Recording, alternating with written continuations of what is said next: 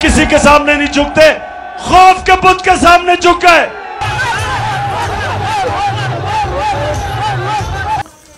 আসসালামু আলাইকুম, সবাইকে স্বাগত জানাচ্ছি জি নিউজ টিভিতে। আপনাদের সাথে আছি আমি ওয়ালিদ হাসান।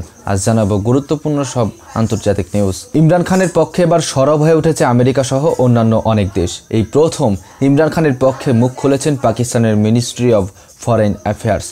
প্রবাসী পাকিস্তানিরা এমন একটি ক্যাম্পেইন চালিয়েছে যাতে শেহবাজ শরীফের উপর আন্তর্জাতিক চাপ আরও বেড়ে গিয়েছে। কিভাবে এটি সম্ভব হয়েছে? আমেরিকা থেকে ইমরান খানের পক্ষে কি চিঠি এসেছে? অন্যদিকে ইমরান খান আবারও একটি গুরুত্বপূর্ণ টুইট করেছেন। টুইটে কি লিখলেন ইমরান খান? লং মার্চের জন্য কি প্রস্তুতি নিয়েছে পিটিআই? এরকম অনেক গুরুত্বপূর্ণ বিষয়গুলো থাকছে আজকের এই ভিডিওতে। ততক্ষণ পর্যন্ত আমাদের সাথেই থাকুন। সম্প্রতি ইমরান খান পাকিস্তানের জনগণের উদ্দেশ্যে আরও একটি টুইট করেছেন।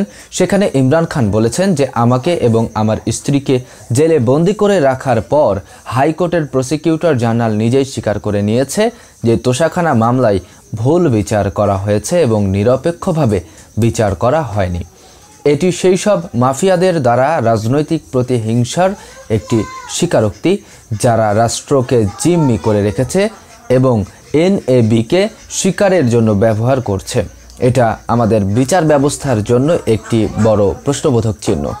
এই স্বীকারোক্তির পর আমি এনএবি চেয়ারম্যান, প্রসিকিউটর জেনারেল, তদন্ত কর্মকর্তা এবং সংশ্লিষ্ট বিচারকদের পদত্যাগ দাবি করছি। দখলদার মাফিয়াদের নির্দেশে আমার মামলাগুলোর ভুল বিচারের জন্য তাদের বিরুদ্ধে শাস্তিমূলক ব্যবস্থা নিতে হবে। আমাকে 5টি ভুয়া মামলায় ভিত্তিহীনভাবে সাজা দেওয়া হয়েছে এবং আরও 2টি জাল বিচার দ্রুত পরিচালিত হচ্ছে যাতে আমি প্রকৃত সার্বভৌমত্ব, গণতন্ত্র এবং আইনের শাসনের আন্দোলন থেকে বিচ্ছিন্ন হতে পারি। কিন্তু আমি আমার রক্তের শেষ বিন্দু পর্যন্ত পাকিস্তানিদের প্রকৃত স্বাধীনতার লড়াই চালিয়ে যাব। ইমরান খান আরও বলেন যে 26তম সাংবিধানিক সংশোধনী পাশের পর হাইকোর্ট এবং সুপ্রিম কোর্টের গুরুত্ব কমে গিয়েছে। তাদের অবস্থা এখন যে কোনো সরকারি বিভাগের মতো। বিচার বিভাগের ক্ষমতা সীমিত করার মাধ্যমে দেশের দুর্নীতিগ্রস্ত বিচার ব্যবস্থাকে পুরোপুরি স্থবির করে ফেলা হয়েছে। বলা হয় গণতন্ত্র হুমকির মুখে এখন পাকিস্তানের, কিন্তু দেশে কি গণতন্ত্র বেঁচে রয়েছে? গণতন্ত্র মানে স্বাধীনতা, আইনের শাসন এবং ন্যায় বিচারের অবাধ বিধান, কিন্তু দেশে এগুলো কিছুই অবশিষ্ট নেই। দেশে গণতন্ত্রকে ধ্বংস করা হয়েছে, দেশকে কলা প্রজাতন্ত্রে পরিণত করা হয়েছে। এই কারণেই আমি পাকিস্তানি জাতির প্রতি আহ্বান জানাচ্ছি। ইমরান খান কথা বলে হুঁশিয়ারি জানিয়েছেন যে এখনই সময়। 24শে নভেম্বর শুধুমাত্র বেরিয়ে আসলেই হবে না, প্রতিটি ব্যক্তিকে গণসংহতি আন্দোলন শুরু করার দায়িত্ব নিতে হবে। এই আন্দোলনের মাধ্যমে প্রকৃত স্বাধীনতা, গণতন্ত্র ও আইনের শাসনের স্বপ্ন বাস্তবায়িত হবে। তা না হলে আজীবন দাসত্বই জাতির নিয়তি থেকে যাবে। গোলামি করে থাকতে হবে। এখন না হলে আর কবে হবে? আপনি না হলে কে? ইমরান খানের এই টুইটারের পর পাকিস্তানের জনগণ 24শে নভেম্বর বেরিয়ে পড়ার জন্য আরও শক্ত হয়ে উঠেছে। এছাড়া 24শে নভেম্বর যত কাছে আসছে, শেহবাজ শরীফদের দুশ্চিন্তা তত বেড়ে যাচ্ছে। শেহবাজ শরীফদের বিদায় ঘণ্টা বেজে গেছে। অন্যদিকে সম্প্রতি ইমরান খানের পক্ষে অনেক বড় একটি নিউজ সামনে এসেছে। 2-1 মাস আগে আমেরিকার 62 জন কংগ্রেসম্যান ইমরান খানকে অবৈধভাবে গ্রেপ্তার করার কারণে জো বাইডেনকে চিঠি লিখেছিল। মূলত আমেরিকার নির্বাচন হওয়ার কিছুদিন আগে এই চিঠিটি লেখা হয়েছিল। সেই সময় শেহবাজ শরীফের উপর এটা নিয়ে কিছুটা প্রেসার পড়েছিল, কিন্তু শেহবাজ শরীফ নিজের পার্লামেন্টারিয়ানদের মাধ্যমে কোনো রকমে একটি চিঠি লিখে আমেরিকার সরকারের কাছে পাঠিয়ে দিয়েছিল। পাকিস্তানের অনেক পার্লামেন্টারিয়ানরা সেই চিঠিতে সাইনও করেনি। শেহবাজ শরীফ প্রতারণার আশ্রয় নিয়ে কোনোভাবে ব্যাপারটিকে পাশ কাটিয়ে গিয়েছিল। কিন্তু সম্প্রতি আরও 46 জন কংগ্রেসম্যান আমেরিকার প্রেসিডেন্ট জো বাইডেনকে আবারও চিঠি লিখেছে। চিঠিতে তারা লিখেছে পাকিস্তানে যে অন্যায়গুলো হচ্ছে, বিশেষ করে পিটিআই চেয়ারম্যান ইমরান খানের সাথে যেভাবে অন্যায় করা হচ্ছে, তা থেকে ইমরান খানকে মুক্তি দেওয়ার ব্যবস্থা করা হোক। এছাড়া পাকিস্তানের আইনের যে বেহাল অবস্থা তৈরি হয়েছে তার বিরুদ্ধে নোটিশ জারি করা হোক এবং এই বিষয়ে আওয়াজ ওঠানো হোক পাকিস্তানে। অর্থাৎ আমেরিকান কংগ্রেসদের সাথে 100-র বেশি কংগ্রেসম্যান এখন আমেরিকান সরকারকে এই চিঠি লিখেছে। তারা ইমরান খানের পক্ষে একটি ফেয়ার ট্রায়াল করে শীঘ্রই তার মুক্তির দাবি জানিয়েছে। অন্যদিকে এখন ডোনাল্ড ট্রাম্প ক্ষমতায় চলে আসায় জো বাইডেন শেহবাজ শরীফকে আর কোনো সহায়তা করতে পারছে না। এই অবস্থায় আমেরিকার দিক থেকেও শেহবাজ শরীফের ওপর চাপ আরও বেড়ে গিয়েছে।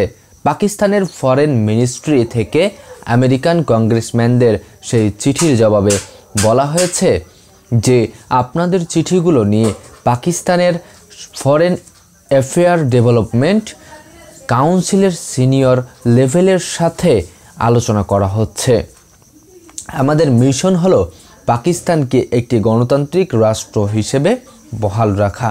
দেশে মানবাধিকার লঙ্ঘন, অন্যায়, অবিচার কখনোই কাম্য নয়। পাকিস্তানকে একটি ন্যায়পরায়ণ রাষ্ট্রে পরিণত করতে হবে। আদালতে অবশ্যই ফেয়ার ট্রায়াল হওয়া উচিত এবং সিভিলিয়ানদের জন্য মিলিটারি ট্রায়ালের ব্যবস্থা করা আইন বিরোধী। অর্থাৎ ইমরান খান বা পাকিস্তানের জন্য কোনো সাধারণ জনগণ যাদের বিরুদ্ধে কথা নর্মাল কোনো মামলার বিচার মিলিটারি কোর্টে করার কোনো নিয়ম নেই। শুধুমাত্র সামরিক আদালতের আইনি প্রক্রিয়াগুলো মিলিটারি কোর্টে হয়ে থাকে।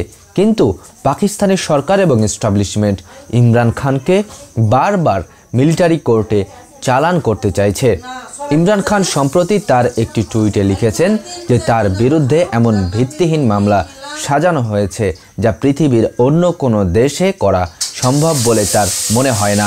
একমাত্র পাকিস্তানেই এই ধরনের অন্যায় জুলুম চলছে। পৃথিবীর অন্য কোথাও এই ধরনের উদাহরণ নেই।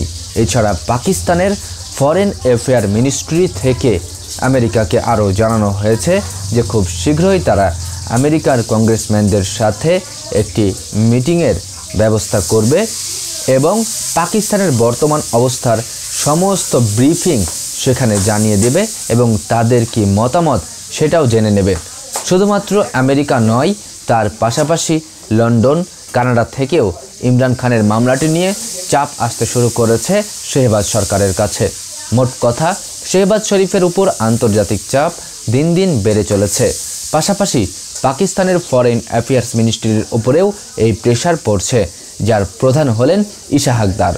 তারা সম্প্রতি প্রথমবারের মতো ইমরান খানের পক্ষে মুখ খুলতে বাধ্য হয়েছে এবং আমেরিকান কংগ্রেসকে কথা দিয়েছে যে ইমরান খানের বিষয়টি তারা আরও ভালোভাবে ভেবে দেখবে। ইমরান খানের সাথে যাতে আর কোনো অন্যায় না হয় সেটার উপর কড়া নজর রাখা হবে। এই প্রথম কোনো দেশের ফরেন অ্যাফেয়ার্স মিনিস্ট্রি দেশের অভ্যন্তরীণ এই বিষয়গুলো নিয়ে কথা বলেছে। প্রবাসী পাকিস্তানিদের কারণেই এটা সম্ভব হয়েছে। পাকিস্তান আগে কখনো ইউরোপ, আমেরিকার দেশগুলোতে এত বড় বড় ক্যাম্পেইন চালাতে পারেনি, কারণ তারা আগে যখন এমন কিছু করতে চাইতো তখন টাকা পয়সার মাধ্যমে লবিং হয়ে যেত, ভেতর থেকে ক্ষমতা প্রয়োগ করে বিভিন্ন কলকাঠি নাড়া হতো। কিন্তু এখন প্রবাসী পাকিস্তানিরা এত কিছু করতে পারছে কারণ এবার তারা স্বতঃস্ফূর্তভাবে এগুলো করতে পারছে, ইমরান খানের পক্ষে গর্জন দিতে পারছে। তারা এগুলোর জন্য কোনো টাকা পয়সা নিচ্ছে না, কারণ তারা বুঝে গিয়েছে যে দেশ এগিয়ে নিতে হলে আগে ইমরান খানের ক্ষমতায় আসা খুবই আবশ্যক।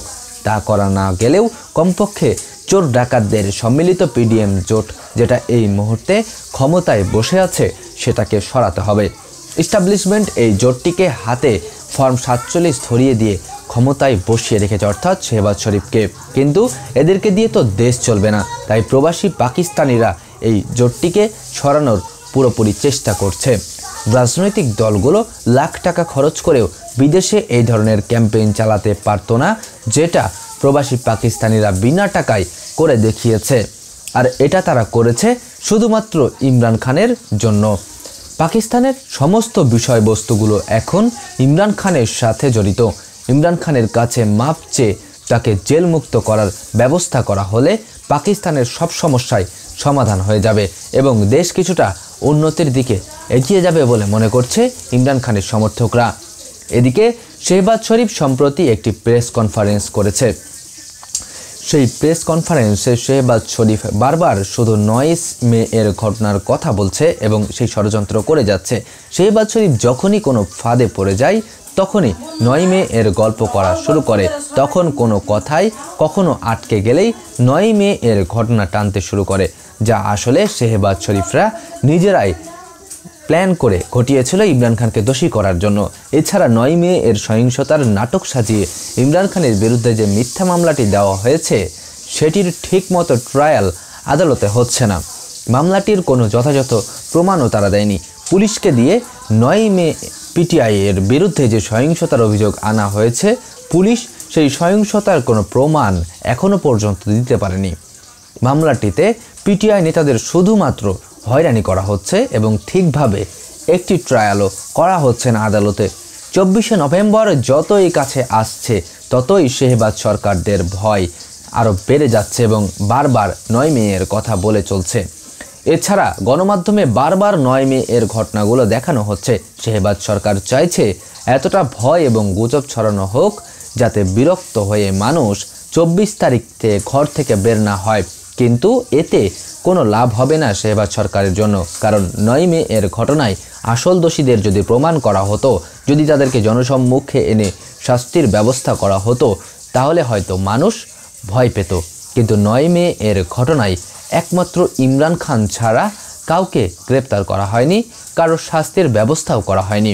তাই মানুষ সরকারের এসব হুমকিতে আর গুরুত্ব দিচ্ছে না এবং তারা 24 তারিখ আন্দোলনে বের হওয়ার জন্য চূড়ান্তভাবে প্রস্তুতি নিয়ে ফেলেছে।